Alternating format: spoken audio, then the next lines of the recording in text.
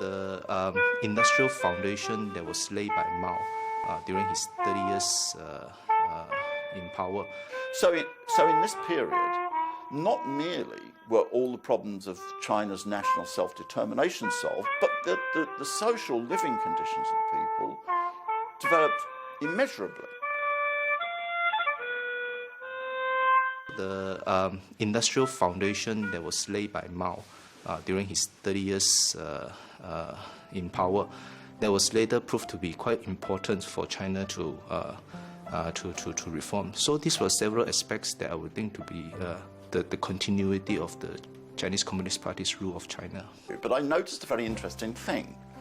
People who are Chinese specialists in the West drew attention to the fact that there had been significant increase in life expectancy in China during this period. During the 27 years in which Mao Zedong was alive, the chronological life expectancy increased by more than 1 year for each year that he was in power.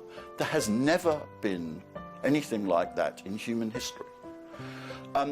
This was astonishing. So in this period, not merely were all the problems of China's national self-determination solved, but the social living conditions of the people developed immeasurably.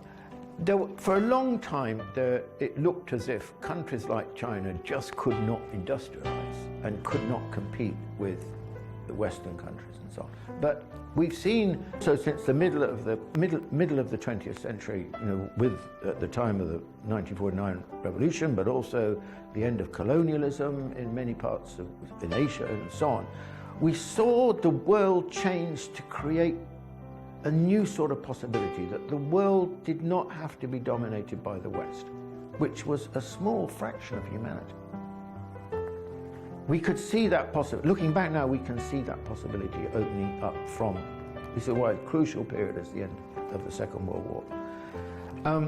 And now, with China's success with the reform period and so on, what that means is that a huge country like China can go from great backwardness to economic modernization and vitality and dynamism.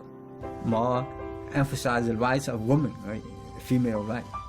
More emphasize, the new system, right? He more help to spread the industrial capacity, even like Sashi, the third front project. All those sorts of things are very helpful for the development of the market economy in Deng Xiaoping era. So I would say, as a scholar, we really cannot be, our view cannot be affected by ideology. We have to look into facts, how those two eras, two historic stages, they're connected, to get more truth from it. Not just simply, criticize one, follow another.